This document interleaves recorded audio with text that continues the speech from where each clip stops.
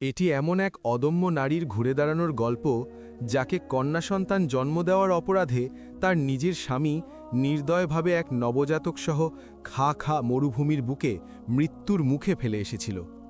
কিন্তু মৃত্যু তাকে ছুঁতে পারেনি। সব প্রতিকূলতা আর মৃত্যু ভয়কে জয় করে শূন্য থেকে শুরু করে সে ফিরে আসে এক নতুন পরিচয়ে। তার এই ফিরে আসা শুধু বেঁচে থাকার লড়াই ছিল না, ছিল এক গোপন উইলের রহস্য ভেদ করে বিশ্বাসঘাতক স্বামীর বিরুদ্ধে চরম প্রতিশোধ এবং নিজের অধিকার ছিনিয়ে আনার এক রুদ্ধশ্বাস যাত্রা। মরুভূমির ধুলো থেকে উঠে এসে একজন কোটিপতি এবং অসহায় নারীদের ত্রাতা হয়ে ওঠার এই অনুপ্রেরণাদায়ক গল্পটি প্রমাণ করে, সত্যিকারের ইচ্ছাশক্তি থাকলে কোনো ষড়যন্ত্রই মানুষকে দাবিয়ে রাখতে পারে না।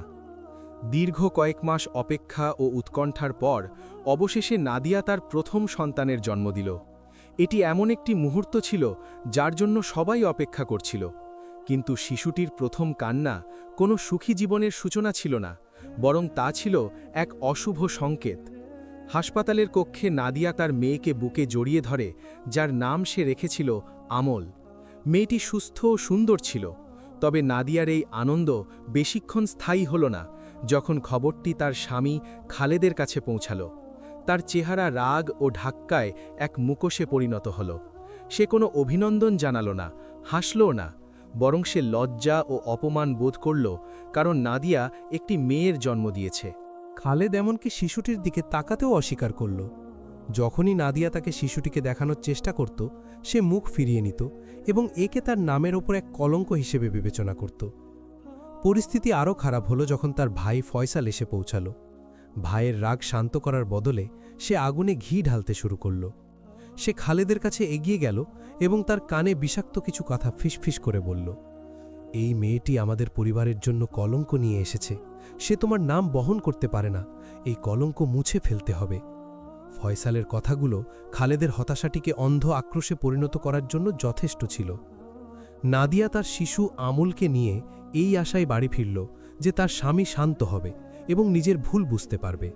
কিন্তু বাড়িটি এক নরকে পরিণত হল। খালেদ দিনের পর দিন আরও নিষ্ঠুর ও শীতল হতে লাগল। সে নাদিয়াকে এবং শিশুটির অস্তিত্বকে এমনভাবে উপেক্ষা করত যেন তারা সেখানে নেই। নাদিয়া সব রকমভাবে তাকে খুশি করার চেষ্টা করত। সে তার পছন্দের খাবার তৈরি করত, তার আরামের জন্য রাত জাগত, কিন্তু তার সব চেষ্টাই ব্যর্থ হতো। পরিবেশটা মানসিক আতঙ্কে ভরা ছিল। প্রতিটি রাত পার হওয়ার সাথে সাথে নাদিয়া অনুভব করত যে তার ও তার সন্তানের দিকে বিপদ ধেয়ে আসছে। সে আমলকে জড়িয়ে ধরে নীরবে কাঁদত।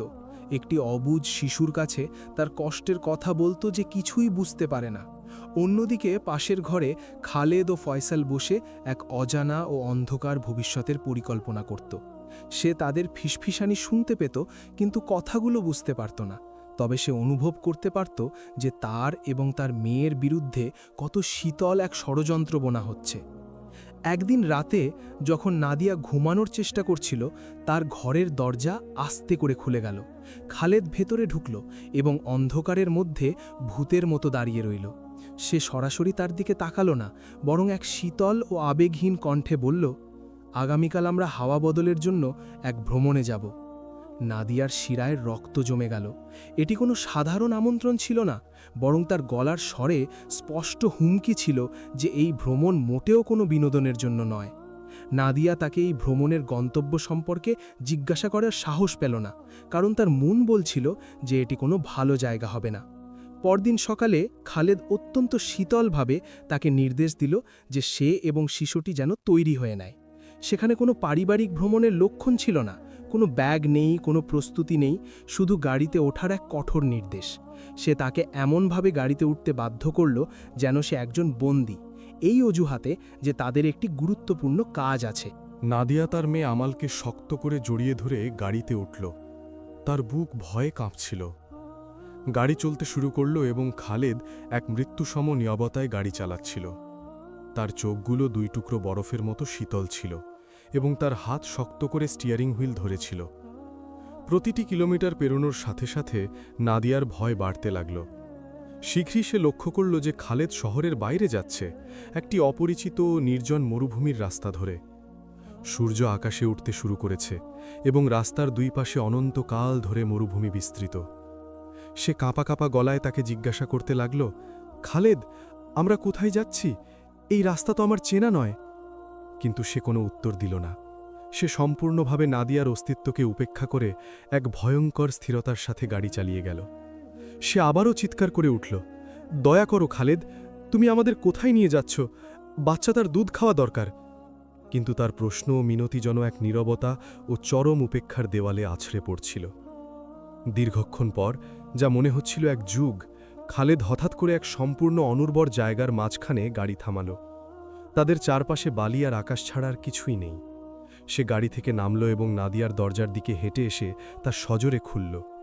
সে তাকে নামার নির্দেশ দিল। যখন সে এক মুহূর্তের জন্য ইতস্তত করল, সে তার হাত চেপে ধরল এবং তাকে জোর করে গাড়ি থেকে টেনে বের করল। সে তার সমস্ত শক্তি দিয়ে তার মেয়ে আমালকে আঁকড়ে ধরেছিল, তাকে ছাড়তে নারাজ। সে তার কাছে মিনতি করতে লাগল, তার গাল বেয়ে অঝরে জল পড়ছিল। কিন্তু সে ছিল পাথরের মতো, কোনোভাবেই বিচলিত হল না। সে শীতল দৃষ্টিতে তার দিকে তাকালো, তারপর ঘুরে গিয়ে নিজের গাড়িতে উঠল এবং একটি শব্দ না বলেও দরজা বন্ধ করে দিল।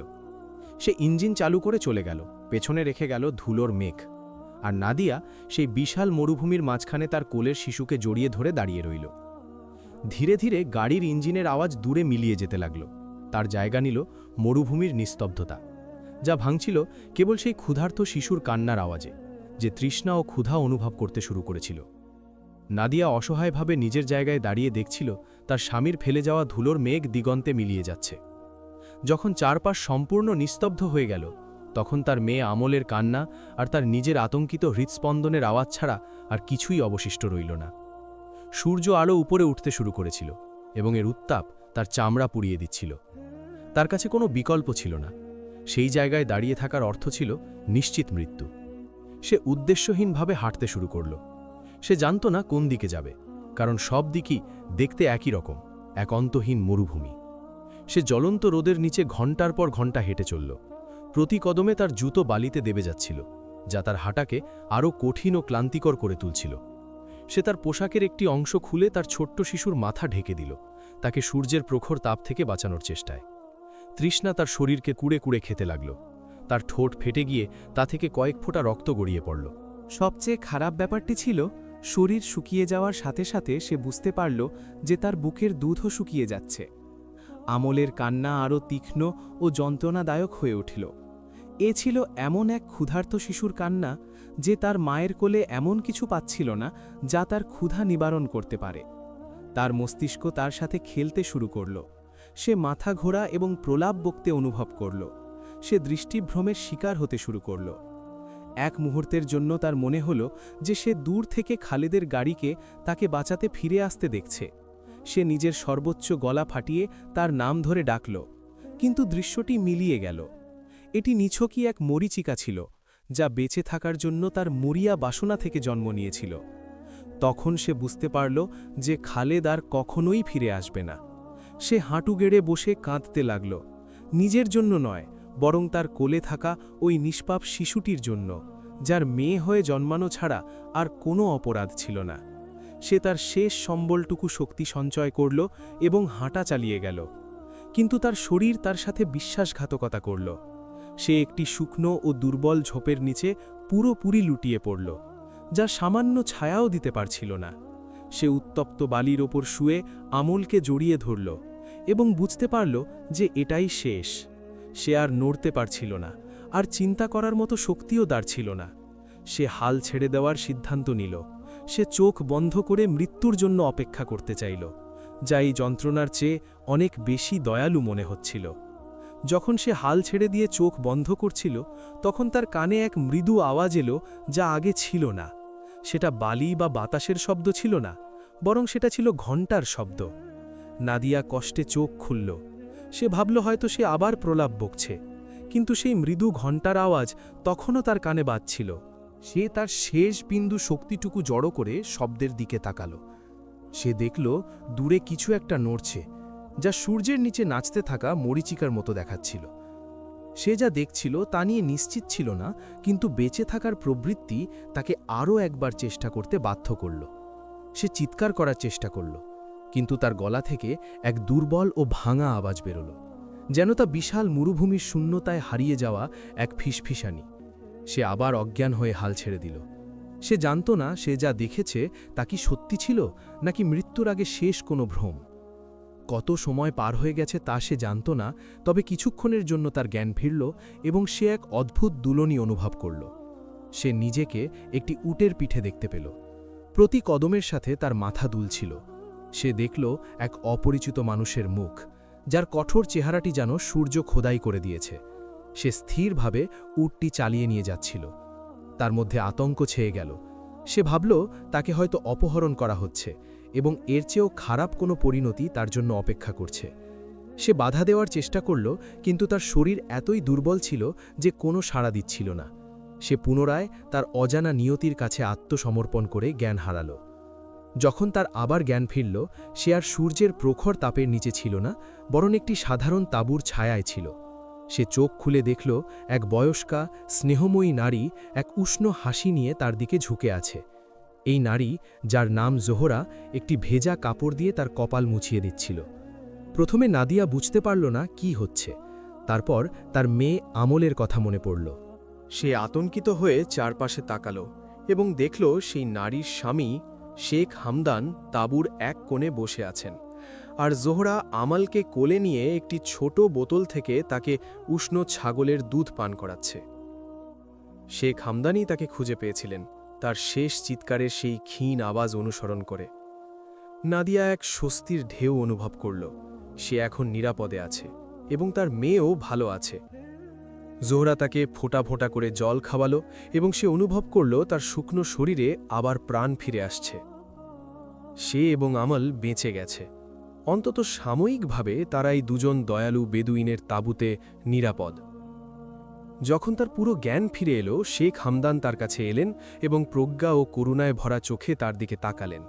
তিনি শান্ত ও পিতৃতুল্য কণ্ঠে জিজ্ঞেস করলেন, তুমি কে মা, আর তোমার এই অবস্থা কে করেছে? এই প্রশ্ন শুনে নাদিয়া জমে গেল। সে কি বলবে? সে কিভাবে তার গল্প বোঝাবে, যাতে নতুন করে তার উপর সন্দেহ বা বিপদ নেমে না আসে? নাদিয়া শেখ হামদানের দয়ালু মুখের দিকে তাকালো, তারপর জোহরার দিকে তাকালো, যে তখনও তার মেয়েকে স্নেহের সাথে জড়িয়ে ধরে আছে। সে আবার ভয় পেল, কিন্তু এটা অন্যরকম এক ভয় ছিল। সে আর তৃষ্ণায় মারা যাবার ভয় পাচ্ছিল না, বরং সে সত্যিটা বলার ভয় পাচ্ছিল। সে কিভাবে বলতে পারে যে তার স্বামী, তার সন্তানের বাবা, একটি মেয়ে জন্ম দেবার কারণে তাকে মরুভূমিতে মরার জন্য ফেলে রেখে গেছে? গল্পটি ভয়ানক ও অবিশ্বাস্য শোনাবে। তারা হয়তো তাকে পাগল ভাববে, অথবা মনে করবে সে কোনো খারাপ চরিত্রের নারী যে এই শাস্তিরই যোগ্য। তখন তারা হয়তো তাকে তাড়িয়ে দেবে। মিথ্যা বলা ছাড়া তার সামনে আর কোনো উপায় ছিল না। সে তীব্র কান্নায় ভেঙে পড়ল এবং একটি গল্প বানালো যে ডাকাতরা মরুভূমিতে তাকে ও তার স্বামীকে আক্রমণ করেছিল। তারা তাদের গাড়ি ও টাকা পয়সা চুরি করেছে, আর হয়তো তার স্বামীকে মেরে ফেলে পালিয়েছে। সে গল্পটি বলছিল আর তার চোখের জল ছিল সত্যি, কিন্তু সেই জল এক কাল্পনিক মৃত স্বামীর জন্য ছিল না, বরং তা ছিল তার ধ্বংস হয়ে যাওয়া জীবনের জন্য। তার মুখ থেকে বের হওয়া প্রতিটি মিথ্যা তার অপরাধবোধ ও একাকিত্বকে বাড়িয়ে দিচ্ছিল। মনে হচ্ছিল যেন সে তার এবং তার রক্ষাকারীদের মাঝে এক দেওয়াল তুলছে। শেখ হামদান এবং জোহরা জীবন ও মরুভূমি নিয়ে তাদের প্রজ্ঞা ও দীর্ঘ অভিজ্ঞতার কারণে তার কাঁপতে থাকা চাহনি ও দ্বিধাগ্রস্ত কণ্ঠ শুনে বুঝতে পারলেন যে সে আরও বড় ও আরও যন্ত্রণাদায়ক কিছু লোকাচ্ছে। ডাকাতের গল্পটি পুরোপুরি বিশ্বাসযোগ্য ছিল না, কিন্তু তারা তার চোখে সত্যি কষ্ট এবং এক অকৃত্রিম ভয় দেখতে পেয়েছিলেন। তারা সিদ্ধান্ত নিলেন যে তাকে আর চাপ দেবেন না এবং আরও কোনো প্রশ্ন না করেই তাকে নিরাপত্তা ও আশ্রয় দেবেন। জোহরা তাকে আদর করে বলল, ঠিক আছে মা, তুমি এবং তোমার মেয়ে এখানে নিরাপদ। যতদিন না তুমি তোমার শক্তি ফিরে পাচ্ছ, এই তাঁবুটিকে নিজের বলেই মনে করো। দিন, সপ্তাহ, তারপর মাস কেটে গেল। শেখ হামদান ও জোহরার আতিথেয়তায় নাদিয়া এক সাময়িক আশ্রয় এবং শর্তহীন গ্রহণযোগ্যতা খুঁজে পেল। সে তাদের কাছ থেকে মরুভূমির জীবনের মৌলিক বিষয়গুলো শিখল, কিভাবে ছাগল দহন করতে হয়, পনির বানাতে হয় এবং আগুনে রুটি সেঁকতে হয়। সে প্রতিদিনের কাজে জোহরাকে সাহায্য করত, আর ছোট্ট আমল মরুভূমির পরিষ্কার আকাশের নিচে বেড়ে উঠছিল। সে তাঁবুর বালির ওপর হামাগুড়ি দিতে শুরু করল এবং তার হাসির শব্দে চারপাশ ভরে উঠত।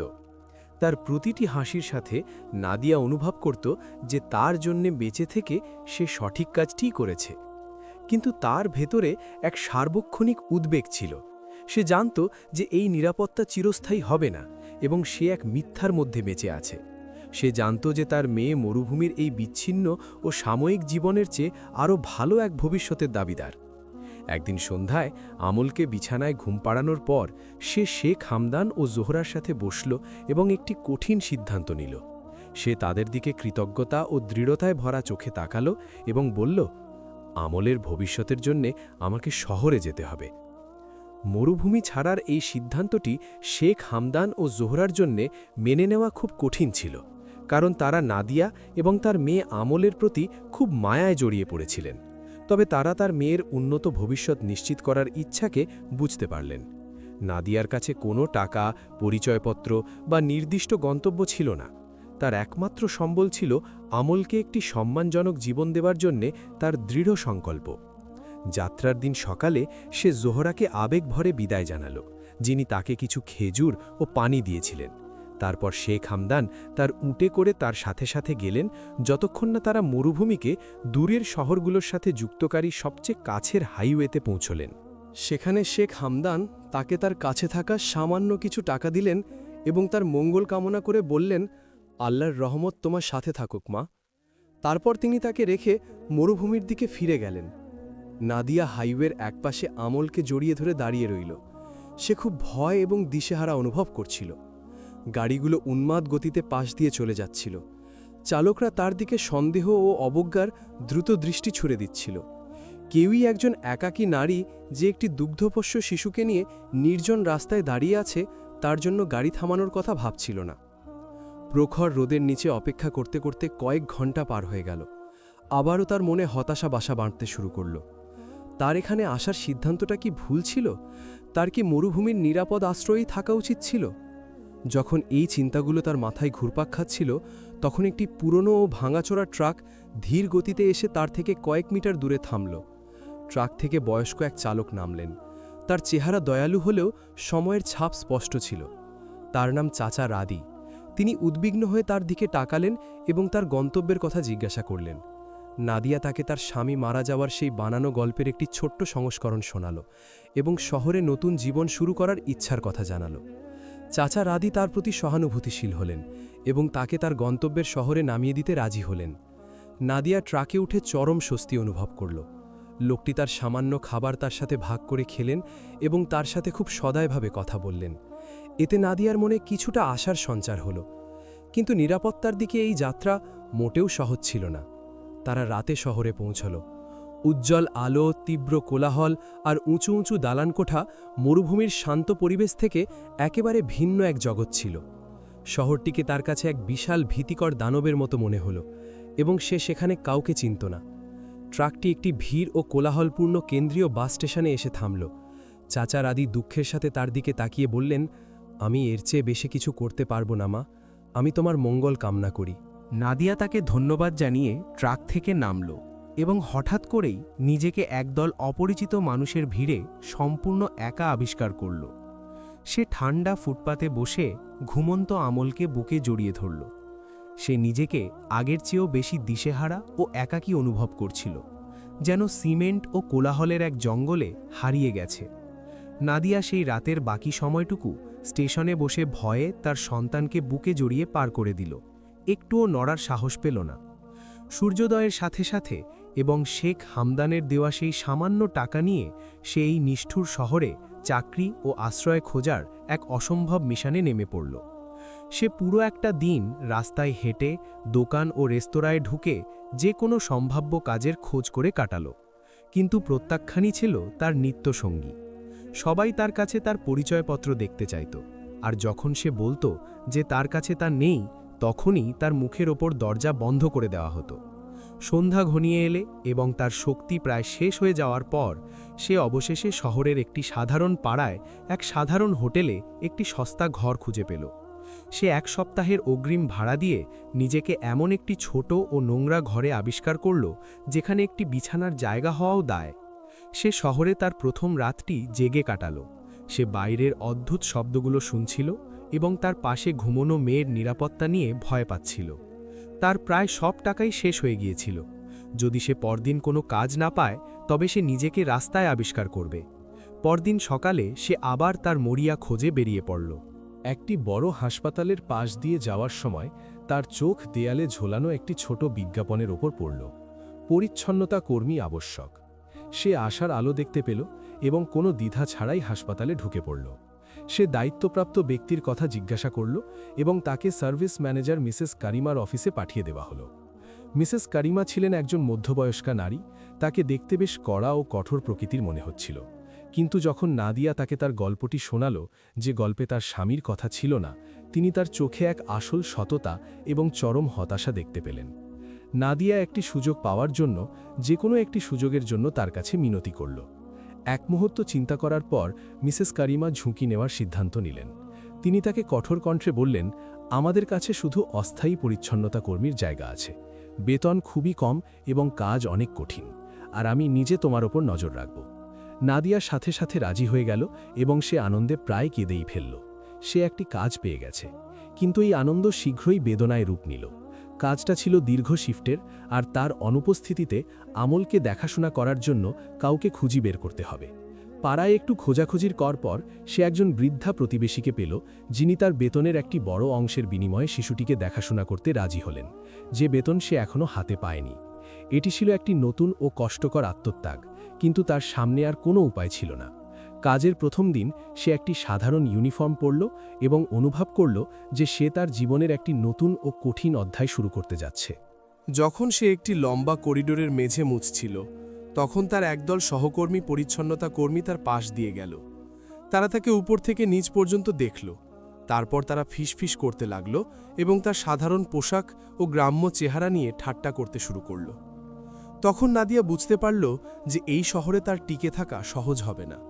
সে মরুভূমির নিষ্ঠুরতা থেকে আরেক ধরনের নিষ্ঠুরতার মাঝে এসে পড়েছে। নাদিয়ার জীবন একটি কঠোর রুটিনে পরিণত হল।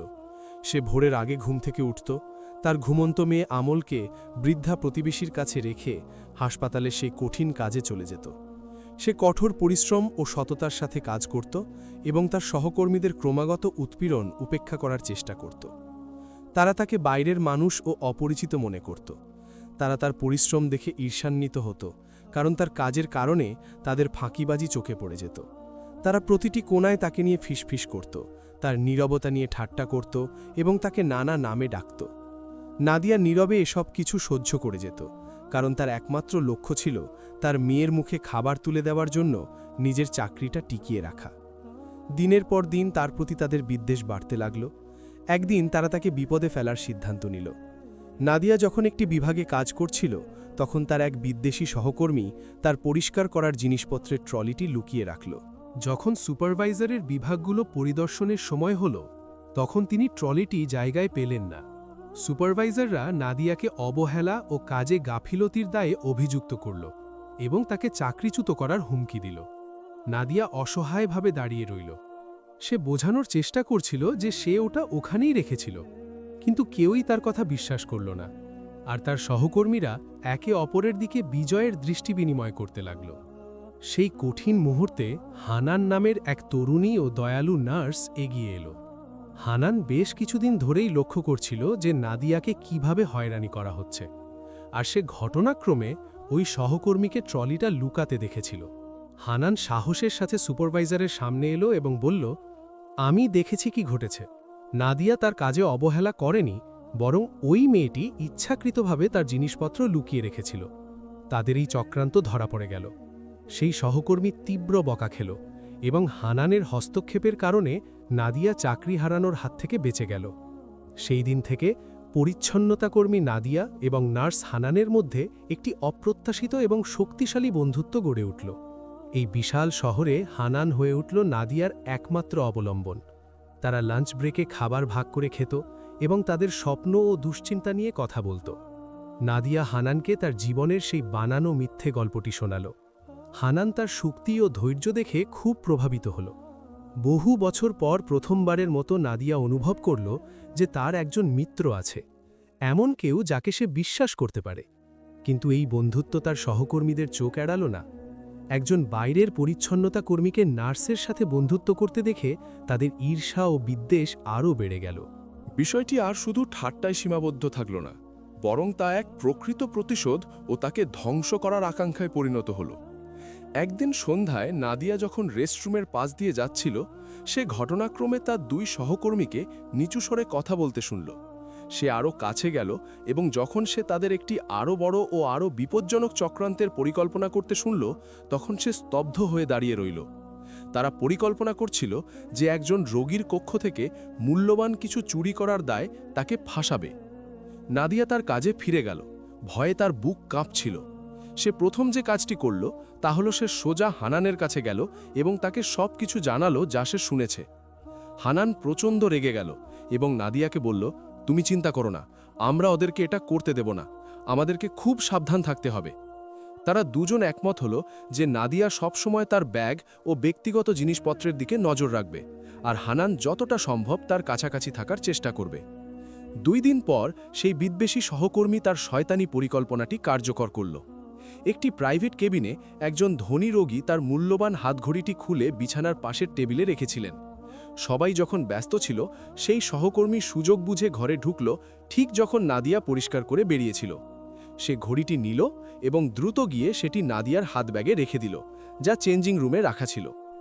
কয়েক মিনিট পর সে চিৎকার করতে শুরু করল এই বলে যে ঘড়িটি চুরি হয়ে গেছে এবং সে একটু আগে নাদিয়াকে ঘর থেকে বেরোতে দেখেছে। খবরটি হাসপাতালে খুব দ্রুত ছড়িয়ে পড়ল। নিরাপত্তা রক্ষীদের ডাকা হলো এবং ওই সহকর্মীর সাক্ষ্যের ভিত্তিতে তারা সরাসরি নাদিয়ার দিকে এগিয়ে গেল। সবার সামনে সুপারভাইজার, নার্সরা এবং এমনকি কিছু রোগীর উপস্থিতিতে নাদিয়াকে তার ব্যাগ খুলতে বাধ্য করা হলো। নিরাপত্তা রক্ষীর হাত যখন তার সামান্য কিছু জিনিসপত্র তল্লাশি করছিল, তখন সে এমন এক অপমান অনুভব করল যা আগে কখনো করেনি। তারপর উচ্চস্বরে নিরাপত্তারক্ষী ঘোষণা করল যে সে ঘড়িটি পেয়েছে। এটি ছিল এক ভয়ঙ্কর মুহূর্ত। নাদিয়া তার সহকর্মীদের মুখের দিকে তাকালো এবং সেখানে বিদ্বেষপূর্ণ আনন্দ ও বিজয়ের ছাপ দেখতে পেল। মনে হচ্ছিল যেন সব কিছু শেষ হয়ে গেছে, তাকে হয়তো জেলে পাঠানো হবে এবং সে চিরদিনের জন্য তার মেয়েকে হারাবে। কিন্তু নিরাপত্তা কর্মীরা পুলিশ ডাকার আগেই হানান সাহসের সাথে হস্তক্ষেপ করল। সে হাসপাতালের ম্যানেজার মিসেস করিমার সামনে দাঁড়াল, যিনি পরিস্থিতি দেখতে এসেছিলেন। সে দৃঢ় কণ্ঠে বলল, ম্যাডাম, আমি নাদিয়াকে বিশ্বাস করি। আমি আপনাকে কথা দিচ্ছি সে এমন কাজ করতে পারে না। কোনো পদক্ষেপ নেওয়ার আগে আমি আপনাকে করিডোরের সিসিটিভি ক্যামেরার ফুটেজ চেক করার অনুরোধ জানাচ্ছি। প্রথমে মিসেস কারিমা কিছুটা দ্বিধায় পড়লেন, কিন্তু হানানের জেদের কারণে তিনি রাজি হলেন। সবাই মিলে নিরাপত্তা কক্ষে গেল। নীরবে কাঁদতে থাকা নাদিয়া, তার চিন্তিত হয়ে পড়া সেই সহকর্মী, হানান, মিসেস কারিমা এবং নিরাপত্তা রক্ষীরা সবাই সেখানে ছিল। রেকর্ডিংটি চালু করা হলো। ক্যামেরায় স্পষ্টভাবে দেখা গেল নাদিয়া ঘর থেকে বেরোচ্ছে। 1 মিনিট পর সেই বিদ্বেষী সহকর্মীকে তড়িঘড়ি করে ঘরে ঢুকতেও বেরোতে দেখা গেল। সে ভয়ে ভয়ে চারপাশে তাকাচ্ছিল। সত্য সূর্যের মতো স্পষ্ট হয়ে গেল। নাদিয়ার নির্দোষতা প্রমাণিত হল এবং জাদুকরের জাদু তার নিজের দিকেই ফিরে এলো। মিসেস করিমা সাথে সাথে সেই সহকর্মীকে চাকরিচ্যুত করার নির্দেশ দিলেন। নাদিয়া স্বস্তি পেল, কিন্তু এই ঘটনা তার মনে গভীর দাগ কেটে গেল। সে অনুভব করল যে একজন পরিচ্ছন্নতা কর্মী হিসেবে তার চাকরিটি যতটা নিরাপদ ভাবত, আসলে ততটা নিরাপদ নয়। কাজের পরিবেশ ঝুঁকিতে ভরে গিয়েছিল, আর যে কোনো ছোট ভুল বা নতুন কোনো চক্রান্ত তার সব কিছু কেড়ে নিতে পারে। এই উপলব্ধির ফলে সে জীবিকা উপার্জনের অন্য কোনো উপায় খুঁজে বের করার কথা গুরুত্বের সাথে ভাবতে শুরু করল, যা তার এবং তার মেয়ের জন্য আরও স্থিতিশীল একটি ভবিষ্যৎ নিশ্চিত করবে। কিন্তু কিভাবে? তার এই কঠোর পরিশ্রম তার সমস্ত সময় এবং শক্তি কেড়ে নিত, আর তার বেতন দিয়ে কোনো মতে শুধু বাসা ভাড়া এবং খাবারের খরচ জুটত। বছরগুলো খুব দ্রুত কেটে গেল এবং আমন বড় হল। সে স্কুলে ভর্তি হল এবং অসাধারণ মেধা ও বুদ্ধিমত্তার পরিচয় দিল। সে প্রতিদিন স্কুল থেকে তার পড়ালেখার সফলতার গল্প নিয়ে বাড়ি ফিরত, আর এই অর্জনগুলোই ছিল নাদিয়ার একমাত্র গর্ব ও আনন্দের উৎস। কিন্তু আমল বড় হওয়ার সাথে সাথে তার চাহিদাও বাড়তে লাগল। তার বই, স্কুলের পোশাক এবং মাঝে মাঝে সহপাঠীদের মতো ছোটখাটো খেলনার প্রয়োজন হতে লাগল। একবার আমল স্কুল থেকে ফিরে এসে মায়ের কাছে একটি নতুন খেলনা চাইল, যা সে তার বান্ধবীর কাছে দেখেছিল। নাদিয়া তার মেয়ের চোখের দিকে তাকালো এবং এক চরম অসহায়ত্ব বোধ করল। তার বেতনে আর কুলাচ্ছিল না এবং ঋণের বোঝা জমতে শুরু করেছিল। সে অপরাধ বোধে ভুগছিল, কারণ সে তার মেধাবী মেয়েটিকে একটি সুন্দর জীবন দিতে পারছিল না। একদিন রাতে তার বান্ধবী হানানের সাথে বসে থাকার সময় জীবনের চাপে চাপা পড়ে যাওয়া তার সেই পুরনো প্রতিভার কথা হঠাৎ মনে পড়ল। সেলাই। তার গ্রামে সে সেলাই এবং জামাকাপড় কাটিংয়ের দক্ষতার জন্য খুব পরিচিত ছিল।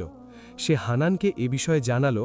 হানান খুব উৎসাহিত হল এবং এই প্রতিভাটিকে পুনরায় কাজে লাগানোর জন্য তাকে উৎসাহ দিল। সে তাকে বলল, এটাই তোমার সুযোগ নাদিয়া, তুমি ছোট কোনো কিছু দিয়ে শুরু করতে পারো।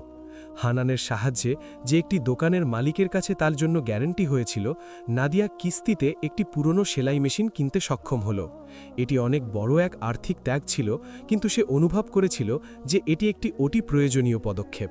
সন্ধ্যায় হাসপাতাল থেকে তার সেই ক্লান্তিকর কাজ শেষে ফিরে আমলকে স্কুলের হোমওয়ার্কে সাহায্য করে তাকে ঘুম পাড়ানোর পর নাদিয়া সেলাই মেশিনের পেছনে গিয়ে বসত। শুরুতে সে সামান্য কিছু টাকার বিনিময়ে নার্স এবং কিছু ডাক্তারের জামাকাপড় মেরামত করার কাজ শুরু করল। খুব দ্রুতই হাসপাতালের কর্মীদের মাঝে তার কাজের মান ও সেলাইয়ের সূক্ষ্মতার খবর ছড়িয়ে পড়ল। সে আয়ের একটি অতিরিক্ত উৎস খুঁজে পেল, কিন্তু এর মূল্য ছিল অনেক ভারী।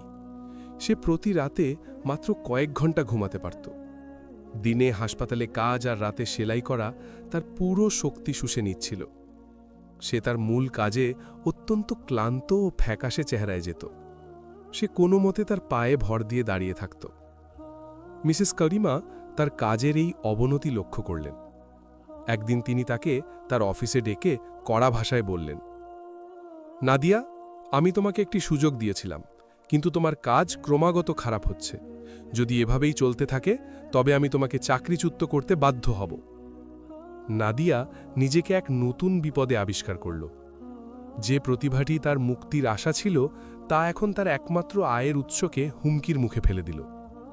নাদিয়া মিসেস করিমার এই সতর্কবাণীকে যেন মৃত্যুদণ্ডের আদেশ হিসাবে গ্রহণ করল। চাকরি হারানো এবং একদম শূন্যে ফিরে যাওয়ার চিন্তায় সে ভয়ে শিউরে উঠল। তাকে একটি কঠিন সিদ্ধান্ত নিতে বাধ্য হতে হল। হয় সে সেলাইয়ের স্বপ্ন ছেড়ে দেবে, অথবা তার মূল কাজ হারানোর ঝুঁকি নেবে। কিন্তু একই সময়ে হাসপাতালের বেডশিট ও লিনেন বিভাগের দায়িত্বপ্রাপ্ত ব্যক্তি মিসেস করিমার কাছে খুব বিরক্তি নিয়ে অভিযোগ জানাচ্ছিলেন, ঠিকাদার যে নিম্নমানের বেডশিট সরবরাহ করছে তা কত দ্রুত ছিঁড়ে যাচ্ছে এবং হাসপাতালের কত বড় আর্থিক ক্ষতি হচ্ছে সে বিষয় নিয়ে অভিযোগ করছিলেন।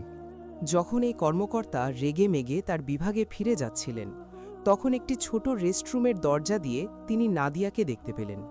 সে একটি সেলাই মেশিনের ওপর ঝুঁকেছিল এবং তার বিরতির সময় শেষ হবার আগেই একজন নার্সের কাপড় ঠিক করার চেষ্টা করছিল। লোকটি রাগান্বিত হয়ে ঘরে ঢুকে পড়ল এবং তার মুখের ওপর চিৎকার করে বলল, তুমি এখানে কি করছো? ব্যক্তিগত কাজের জন্য হাসপাতালের জিনিসপত্র ব্যবহার করা নিষেধ। সে তাকে কোনো কিছু বোঝানোর সুযোগই দিল না, বরং তার হাত ধরে সোজা ম্যানেজারের অফিসে নিয়ে গেল এবং বলল, আমি তাকে হাতে নাতে ধরেছি। নাদিয়া কাঁপতে কাঁপতে মিসেস করিমার অফিসে ঢুকল। সে মনে মনে ভাবছিল যে তাকে যে কোনো মুহূর্তে বের করে দেওয়া হবে। কর্মকর্তা রাগের সাথে বুঝিয়ে বললেন কিভাবে তিনি তাকে অন্যের কাপড় সেলাই করার জন্য নিজের কাজে অবহেলা করতে দেখেছেন।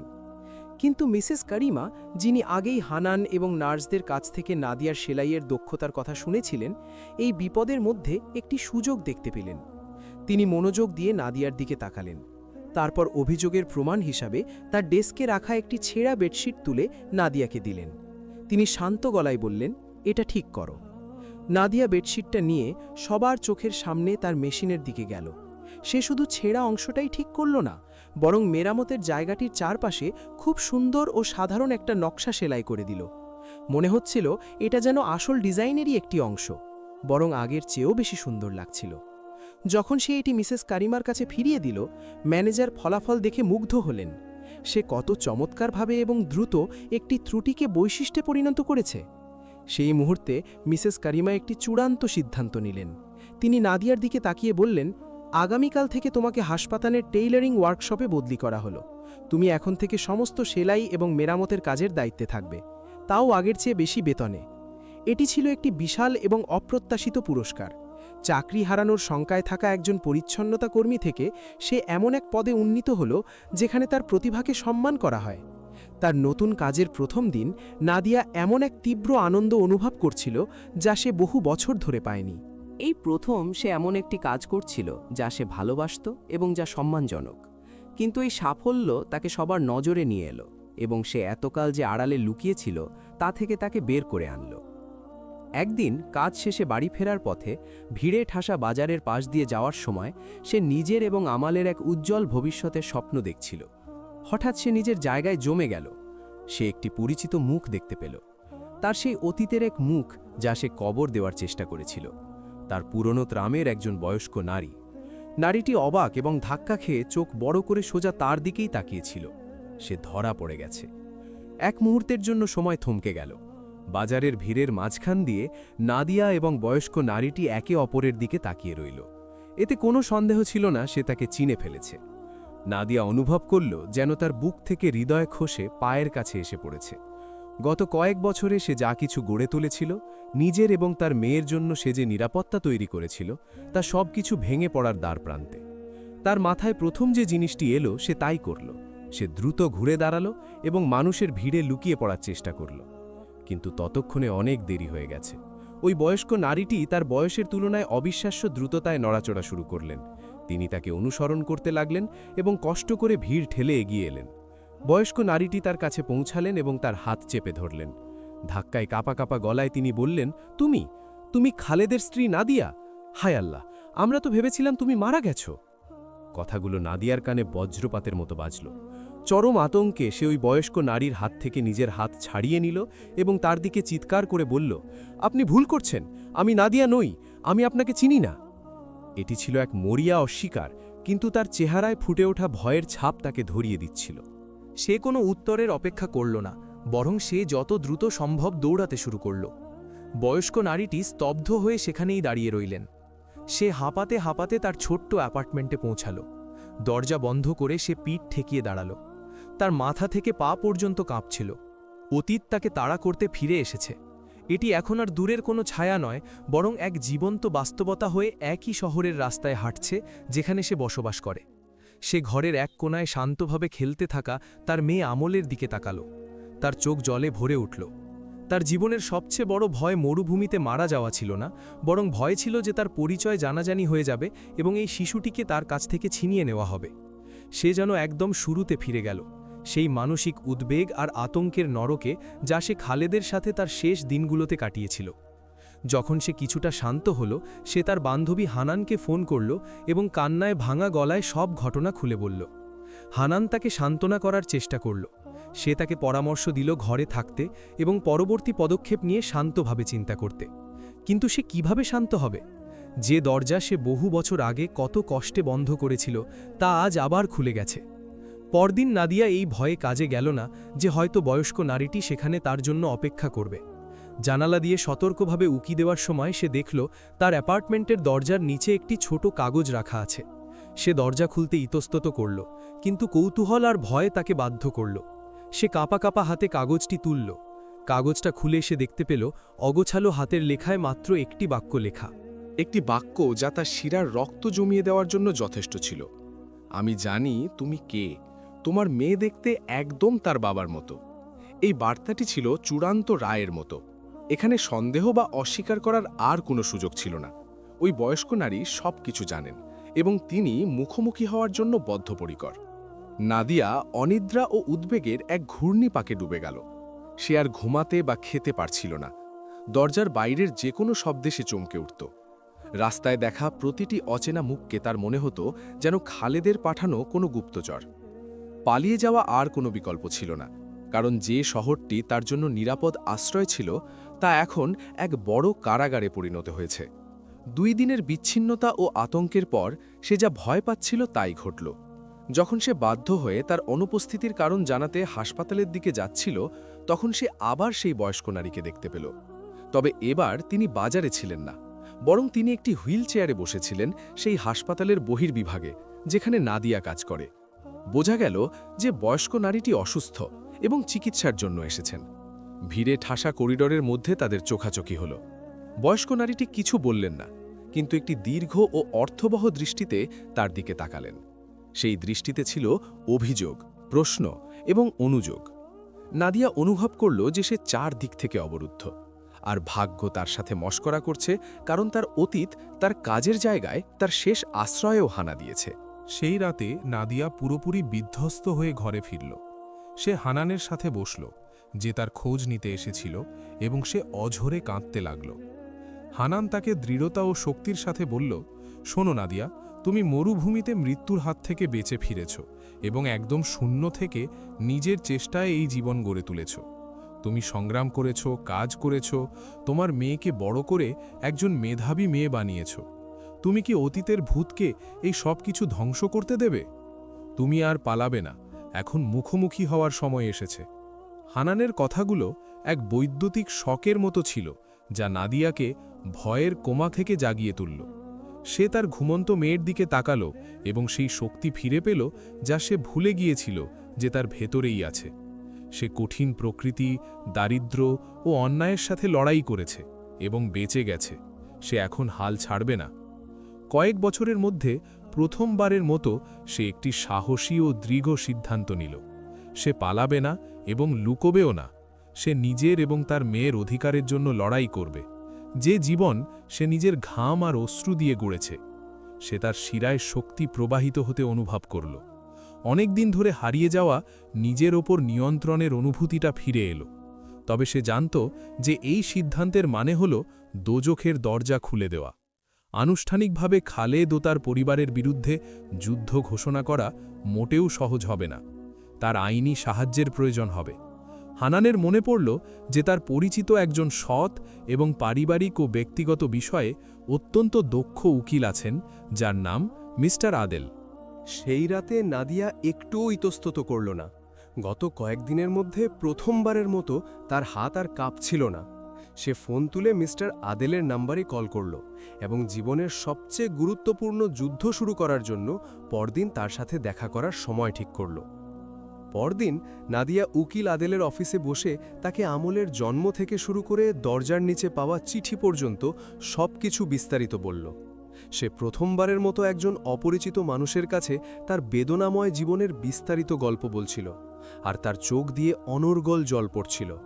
মিস্টার আদেল খুব মনোযোগ এবং ধৈর্যের সাথে সব শুনলেন। ঘটনা শুনে তিনি নিজেও স্তব্ধ হয়ে গেলেন। যখন সে কথা বলা শেষ করল, মিস্টার আদেল গম্ভীর স্বরে বললেন, ম্যাডাম, আপনার গল্পটি সত্যিই ভয়ঙ্কর এবং আমি আপনাকে বিশ্বাস করি, কিন্তু আইনের চোখে শুধু গল্পই যথেষ্ট নয়। আপনার স্বামী একজন অত্যন্ত ধনী এবং প্রভাবশালী ব্যক্তি। সে খুব সহজেই দেশের সেরা উকিলদের নিযুক্ত করে সত্যকে ঘুরিয়ে দিতে পারবে। সে দাবি করতে পারে যে আপনি বাড়ি থেকে পালিয়েছেন, এমনকি সে হয়তো আপনার বিরুদ্ধে বিশ্বাসঘাতকতা এবং অবাধ্যতার অভিযোগও আনতে পারে। কোনো অকাট্য প্রমাণ বা সাক্ষী ছাড়া এই লড়াই হবে কেবল আপনার কথার বিরুদ্ধে তার কথা, আর দুর্ভাগ্যবশত আইন হয়তো আপনার পক্ষে থাকবে না। উকিলের কথাগুলো যেন তার গায়ে ঠান্ডা জল ঢেলে দেওয়ার মতো ছিল। নাদিয়া হতাশ হয়ে পড়ল। এত কষ্ট সহ্য করার পরও কি সে বিচার পাবে না?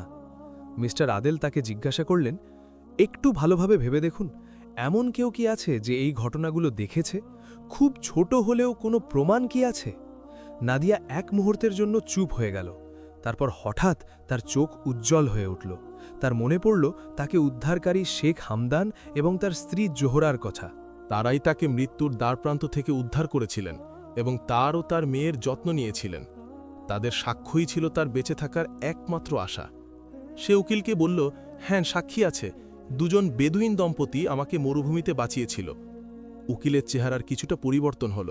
তিনি বললেন, এটা চমৎকার, তাদের সাক্ষ্য সবকিছু বদলে দিতে পারে, কিন্তু সমস্যা হল এত বছর পর আমরা তাদের কিভাবে খুঁজে পাব? নাদিয়া দৃঢ়কণ্ঠে বলল, আমি মরুভূমিতে ফিরে যাব এবং তাদের খুঁজব। আমি যে কোনো কিছু করতে প্রস্তুত। কাজের পরিকল্পনা তৈরি হতে লাগল, তবে মিশনটি ছিল প্রায় অসম্ভব এবং চরম ঝুঁকিপূর্ণ। তাকে কাজ থেকে ছুটি নিতে হবে, তার মেয়ে আমলকে হানানের কাছে রেখে যেতে হবে এবং এই সফরের জন্য তার জমানো সামান্য টাকা খরচ করতে হবে। সবচেয়ে খারাপ ব্যাপার ছিল তাকে এমন এক জায়গায় ফিরে যেতে হবে যা একসময় তার কবর হতে বসেছিল। যে জায়গাটি তার জীবনের সবচেয়ে চরম ও কঠিন মুহূর্তগুলোর সাক্ষী ছিল। নাদিয়া একটুও দ্বিধা করল না। হানানের সাহায্যে, যে তাকে শক্ত সমর্থন দিয়েছিল, সে একজন চালক সহ একটি গাড়ি ভাড়া করল। সে কিছু জল ও খাবার গুছিয়ে নিল এবং মরুভূমির দিকে তার ফেরার যাত্রা শুরু করল। এবার সে নিজেকে বাঁচাতে যাচ্ছিল না, বরং সে ন্যায়ের খোঁজে যাচ্ছিল। কয়েক ঘন্টা গাড়ি চালানোর পর সে ঠিক সেই অনুর্বর অঞ্চলে পৌঁছাল যেখানে খালেদ তাকে ফেলে গিয়েছিল। সেই একই বালি, একই প্রখর সূর্য এবং একই ভয়ঙ্কর নিস্তব্ধতা। সে খুঁজতে শুরু করল। যে জায়গাগুলোতে তার হেঁটে যাওয়ার কথা মনে ছিল সেখানে সে হাঁটল, কিন্তু সে কিছুই পেল না। এলাকাটি ছিল সম্পূর্ণ জনশূন্য। কোনো তাঁবু, মানুষ বা ভেড়ার কোনো চিহ্নই ছিল না।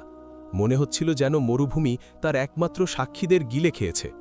নাদিয়া তার ভাড়া করা গাড়ি নিয়ে এই বিস্তীর্ণ মরুভূমিতে টানা 2 দিন ঘুরে বেড়াল। যেখানেই সে কোনো তাঁবু বা বেদুইনদের ছোট কোনো দল দেখত, সেখানেই সে গাড়ি থামাত এবং তাদের কাছে শেখ হামদান ও তার স্ত্রী জোহরা সম্পর্কে জানতে চাইত। কিন্তু কেউ তাদের চিনত না বা তাদের নাম মনে করতে পারছিল না, কারণ বেদুইনরা সবসময় জায়গা বদল করে চলে। হয়তো শেখ হামদান অনেক দূরের কোনো জায়গায় চলে গেছেন, অথবা হয়তো তিনি মারা গেছেন। সে যে আশা নিয়ে এসেছিল তা ধীরে ধীরে মিলিয়ে যেতে লাগল এবং তার জায়গায় হতাশা ও নৈরাশ্য ভর করল। তার মনে হচ্ছিল যেন অতীত তাকে সাহায্য করতে অস্বীকার করছে। যে মরুভূমি থেকে সে একবার বেঁচে ফিরেছিল, সেই মরুভূমি যেন তাকে আবার হারাতে চাইছে। জল আর খাবার প্রায় শেষ হয়ে আসছিল, আর চালকও এই অদ্ভুত মিশন নিয়ে বিরক্ত হতে শুরু করেছিল। তখন নাদিয়া সিদ্ধান্ত নিল যে এখন শহরে ফিরে যাওয়ার সময় এসেছে। সে চরম ব্যর্থতা অনুভব করছিল এবং মনে হচ্ছিল সে আবার শূন্য থেকে শুরু করছে। গাড়ি যখন ফেরার পথ ধরল, তখন তারা একটি পাথুরে এলাকার মধ্য দিয়ে যাচ্ছিল। নাদিয়ার চোখে একটি পুরনো পাথরের তৈরি কুঁয়ো পড়ল। হঠাৎ তার স্মৃতিতে অতীতের একটি ছবি ভেসে উঠল। তার মনে পড়ল কিভাবে জোহরা এই কুয়োর বর্ণনা দিয়েছিল এবং কিভাবে সে এখান থেকে পানি নিতে আসত। সে সাথে সাথে চালককে গাড়ি থামাতে বলল। সে গাড়ি থেকে নামল এবং কুয়োর দিকে দৌড়ে গেল। তার হৃদয় নতুন আশায় স্পন্দিত হচ্ছিল। কুয়োর কাছে কেউ ছিল না, কিন্তু সে সেখানে ভেড়ার পায়ের একদম তাজা ছাপ দেখতে পেল। এর মানে হলো আশেপাশে রাখালরা আছে। সে বুকে হাত রেখে অপেক্ষা করতে লাগল। অপেক্ষা করতে করতে সে দূর থেকে একজন তরুণ রাখালকে তার ছোট পালের সাথে এগিয়ে আসতে দেখল। যখন সে আগ্রহ নিয়ে তাকে শেখ হামদান সম্পর্কে জিজ্ঞাসা করল, যুবকটি প্রথমে তার দিকে অবাক হয়ে তাকালো। তারপর বলল, শেখ হামদান? হ্যাঁ, আমি তাকে চিনি, তবে তিনি আর এখানে থাকেন না। এই অঞ্চলে ঘাস শুকিয়ে যাওয়ার পর তিনি তার পরিবারকে নিয়ে অনেক দূরের একটি উপত্যকায় চলে গেছেন। নাদিয়া এতই আনন্দ অনুভব করল যে সে প্রায় কেঁদেই ফেলল। সে এমন একটি সূত্র খুঁজে পেয়েছে যা তাকে তার লক্ষ্যের দিকে নিয়ে যাবে। সেই তরুণ রাখাল তাকে শেখ হামদানের নতুন শিবিরের পথটি বর্ণনা করল। খবরটি একই সাথে ভালো এবং খারাপ ছিল। সে তাকে খুঁজে পেয়েছে ঠিকই, কিন্তু জায়গাটি ছিল অনেক দূরে এবং এক দুর্গম এলাকায়, যার জন্য পুরো একটি দিন অতিরিক্ত ভ্রমণের প্রয়োজন ছিল, যা তার হিসাব বা বাজেটের মধ্যে ছিল না। তার কাছে কোনো বিকল্প ছিল না। সে কিছু অতিরিক্ত টাকার বিনিময়ে চালককে যাত্রা চালিয়ে যেতে রাজি করালো। তারা আবারও যাত্রা শুরু করল। এবার পথটি ছিল আরও কঠিন ও এবড়োখেবড়ো, তবে তার হৃদয় ছিল আশায় পরিপূর্ণ। এক দীর্ঘ ও কষ্টকর যাত্রার পর পরদিন সূর্যাস্তের সময় নাদিয়া অবশেষে রাখালের বর্ণনা করা সেই উপত্যকায় পৌঁছল। একটি ছোট পাহাড়ের ওপর থেকে সে নিচে কয়েকটি ছড়ানো ছিটানো তাঁবু দেখতে পেল। সেগুলোর একটিকে দেখেই সে সাথে সাথে চিনে ফেলল যে এটি শেখ হামদানের তাঁবু। গাড়িটি থামল। নাদিয়া নেমে তাঁবুর দিকে হাঁটতে শুরু করল। তার হৃদয় তখন ভয়, আনন্দ ও আশার এক মিশ্রণে প্রবলভাবে স্পন্দিত হচ্ছিল। তারা কি তাকে মনে রেখেছে? আর তারা কি তাকে সাহায্য করতে রাজি হবে? যখন নাদিয়া তাঁবুর দরজায় পৌঁছল, তখন পায়ের শব্দ শুনে একজন বয়স্ক নারী বাইরে বেরিয়ে এলেন। তিনি ছিলেন জোহরা। তার মুখের বলিরেখাগুলো আরও গভীর দেখা যাচ্ছিল, তবে তার চোখ দুটো আগের মতোই স্নেহ ভরা ছিল। তিনি কয়েক সেকেন্ড নাদিয়ার দিকে তাকিয়ে রইলেন। তারপর তার চোখ দুটো বিস্ময় এবং আনন্দে বড় হয়ে গেল।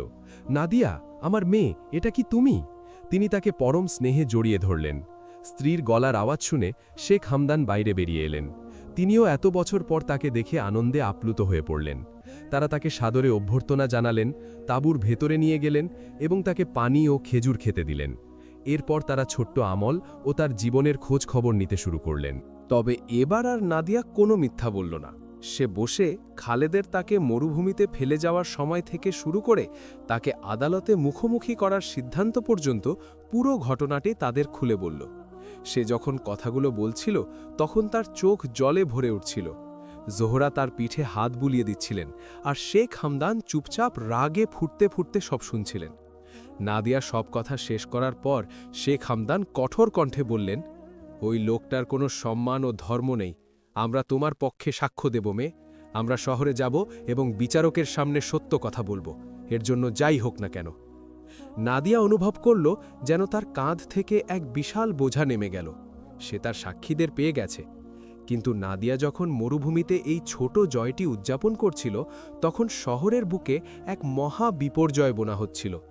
বাজারে দেখা সেই বয়স্ক নারীটি শুধু তাকে হুমকি দিয়েই থেমেছিলেন না, বরং তিনি দ্রুত তার এক আত্মীয়কে খবরটি জানিয়েছিলেন যে খালেদের পরিবারের হয়ে কাজ করে। তিনি তাকে এই বিস্ময়কর সংবাদটি জানালেন যে নাদিয়া এখনও বেঁচে আছে। এই খবর খালেদ এবং ফয়সালের কাছে বজ্রপাতের মতো পৌঁছল। খালেদের ভাই ফয়সাল, যে সবসময় মূল পরিকল্পনাকারী এবং সবচেয়ে বদমাশ ছিল, সে পাগল হয়ে গেল। সে এক মুহূর্ত অপেক্ষা না করে তৎক্ষণাৎ শহরের দিকে রওনা হল। সেই সন্ধ্যায় যখন হানান নাদিয়ার ছোট অ্যাপার্টমেন্টে আমলকে নিয়ে তার ফেরার অপেক্ষায় ছিল, ফয়সাল হঠাৎ করে দরজা ভেঙে ভেতরে ঢুকল। সে ছিল বিশাল চেহারার এক লোক, আর তার দৃষ্টি ছিল শয়তানি। সে হানানের হাত চেপে ধরে তাকে হুমকি দিল। এরপর সে ঘরে বসে নাদিয়ার ফেরার জন্য অপেক্ষা করতে লাগল। যখন নাদিয়া ভবনে পৌঁছল এবং আনন্দে সিঁড়ি ভেঙে উপরে উঠল, সে দরজা খুলেই দেখতে পেল এক জীবন্ত দুঃস্বপ্ন তার সামনে বসে আছে। ফয়সাল তার ঘরে বসে আছে। হানান ভয় কাঁপতে কাঁপতে এক কোণায় দাঁড়িয়ে আছে এবং আমল কাঁদছে। ফয়সাল খুব ঠান্ডা গলায় বলল, তাহলে কলঙ্ক মৃত্যু থেকে ফিরে এসেছে। এরপর সে উঠে দাঁড়াল। তার কাছে এসে হিসহিস করে ফিসফিসিয়ে বলল, আমার কথা ভালো করে শোন। কাল তুই যাবি এবং এই ফালতু মামলা তুলে নিবি, আর তারপর চিরদিনের মতো আবার গায়েব হয়ে যাবি। তা না হলে আমি কসম খেয়ে বলছি, এই বাচ্চাটাকে আমি তোর কাছ থেকে নিয়ে নেব, আর তুই ওকে জীবনেও দেখতে পাবি না। এটি ছিল একটি প্রকাশ্য ও সরাসরি হুমকি। কিন্তু ফয়সাল যা জানত না তা হল সেই আতঙ্কের মুহূর্তে হানান গোপনে উকিল আদেলকে ফোন করতে সক্ষম হয়েছিল। তিনি তাকে ফোনটি চালু রেখে কল রেকর্ডিং অন করার জন্য শান্তভাবে নির্দেশনা দিয়েছিলেন। ফয়সাল যখন হুমকি আর ভয় দেখাচ্ছিল, তখন তার কণ্ঠস্বর পরিষ্কারভাবে রেকর্ড হচ্ছিল। না বুঝেই সে নাদিয়ার হাতে নিজের বিরুদ্ধে একটি নতুন ও শক্তিশালী প্রমাণ তুলে দিল। পরদিন সকালেই উকিল আদেলের নির্দেশ মতো নাদিয়া আনুষ্ঠানিকভাবে তালাক, সন্তানের হেফাজত ও খোরপোশের মামলা দায়ের করল। আর উকিল সেই অডিও রেকর্ডিংটি হুমকি ও ব্ল্যাকমেলের প্রমাণ হিসেবে জমা দিলেন। আইনি লড়াই আনুষ্ঠানিকভাবে শুরু হয়ে গেল, যা তার কল্পনার চেয়েও অনেক বেশি রক্তক্ষয়ী ও বিপজ্জনক ছিল। বিচার কাজ শুরু হল। আদালতে তাদের প্রথম মুখোমুখি হওয়াটা ছিল এক বিশাল ধাক্কা। নাদিয়া এত বড় মাত্রার শয়তানির জন্য মোটেও প্রস্তুত ছিল না, যা তার জন্য অপেক্ষা করছিল। খালেদের উকিল, যে একজন অত্যন্ত ধূর্ত ও অভিজ্ঞ লোক, সে উঠে দাঁড়াল এবং পুরো পরিস্থিতি সম্পূর্ণ উল্টে দিল। নিজের মক্কেলের পক্ষে সাফাই গাওয়ার বদলে সে নাদিয়ার ওপর তীব্র আক্রমণ চালাল।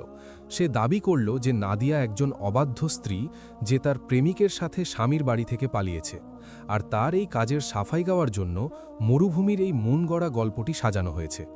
সবচেয়ে বড় ধাক্কাটা তখন লাগল যখন নাদিয়া 7 বছর পর খালেদকে প্রথম দেখল। সে কাঠগড়ায় দাঁড়িয়ে অত্যন্ত নিখুঁতভাবে এক প্রতারিত এবং হৃদয় ভাঙা স্বামীর অভিনয় শুরু করল।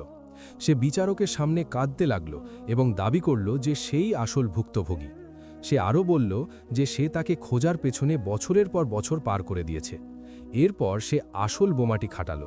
সে পুরো একটি গল্প বানালো যে নাদিয়াই তার মেয়েকে ফেলে চলে গিয়েছিল। এক অন্ধকার রাতে তাকে শিশু অবস্থায় তার দরজার সামনে রেখে সে পালিয়ে যায়, আর তখন থেকে সেই মেয়েটিকে বড় করেছে এবং যত্ন নিয়েছে। শেখ হামদান ও জোহরার সাক্ষ্য অত্যন্ত জোরালো এবং সত্য হওয়া সত্ত্বেও খালেদের নিখুঁত মিথ্যা আর কুমিরের কান্নার সামনে তা যেন এক অদ্ভুত ও বিচ্ছিন্ন গল্প বলে মনে হচ্ছিল। বিচারকও ওই শোকাহত বাবার গল্পের প্রতি সহানুভূতিশীল বলে মনে হল। প্রথম দিনের শুনানি শেষে যখন নাদিয়া আদালত থেকে বের হল, তখন তার মনে হচ্ছিল তার চারপাশের পুরো পৃথিবী যেন আবারও ভেঙে পড়ছে। সে তার অ্যাপার্টমেন্টে ফিরে একদম ভেঙে পড়ল। তার মনে হলো সে যা কিছু করেছে সব বৃথা গেছে। আইন ও বিচার আসলে গরিবদের পক্ষে নয়। আর সেই রাতেই যখন সে অন্ধকারে বিধ্বস্ত ও হতাশ হয়ে বসেছিল, তখন তার ফোনে একটি অচেনা নাম্বার থেকে কল এলো। সে ফোন ধরতে ইতস্তত করছিল, কিন্তু কোনো একটা কারণে সে ফোনটা রিসিভ করল। ওপাশ থেকে একজন বয়স্ক নারীর দ্বিধান্বিত কণ্ঠস্বর ভেসে এলো। আপনি কি মিসেস নাদিয়া? যখন সে হ্যাঁ বলল, তখন ওই কণ্ঠস্বরটি জানালো, আমি না। আমি আপনার শ্বশুরের বাড়িতে অনেক বছর ধরে পরিচারিকা হিসেবে কাজ করেছি। আমি খবরে আপনাদের মামলার কথা শুনেছি, আর আমি এই অন্যায়ের বিরুদ্ধে মুখ বুজে থাকতে পারছি না।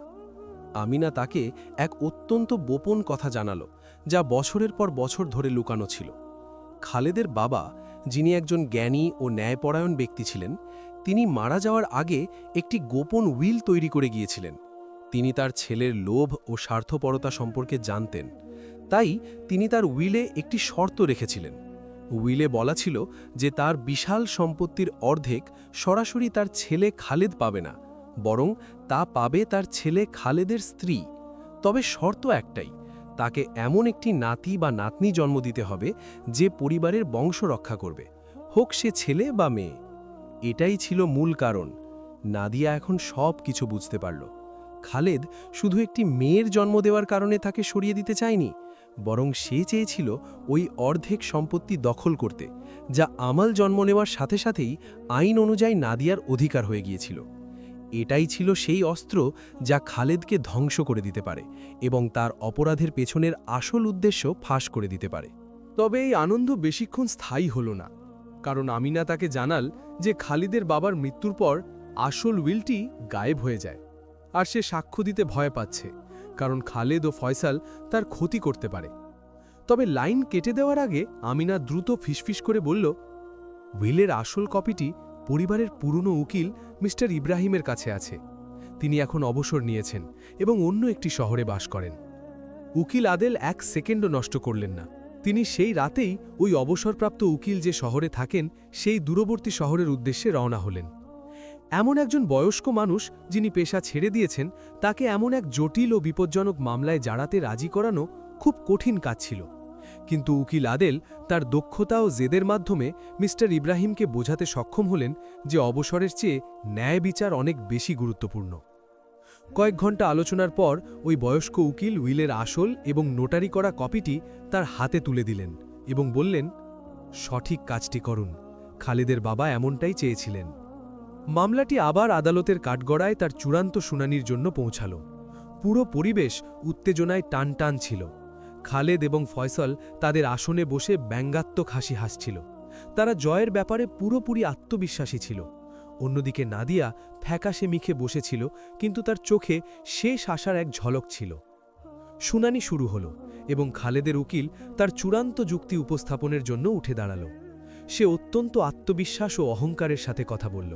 সে আবারও নাদিয়ার চরিত্রের উপর আক্রমণ করল এবং তার মক্কেলকে এক আদর্শ বাবা ও প্রতারিত স্বামী হিসেবে তুলে ধরল। সবশেষে সে চরম আত্মবিশ্বাসের সাথে বিচারককে মামলাটি খারিজ করে দেওয়ার এবং মেয়েটির পূর্ণ হেফাজত তার মক্কেল খালেদের হাতে তুলে দেওয়ার অনুরোধ জানাল।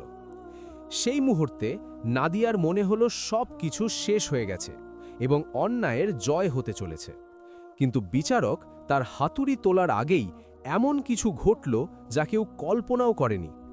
উকিল আদেল হঠাৎ করে উঠে দাঁড়ালেন এবং নিজের জোরালো কণ্ঠে নীরবতা ভেঙে বললেন, মাননীয় বিচারক, আমাদের কাছে একটি নতুন ও অকাট্য প্রমাণ আছে যা এই মামলার মোড় পুরোপুরি ঘুরিয়ে দেবে।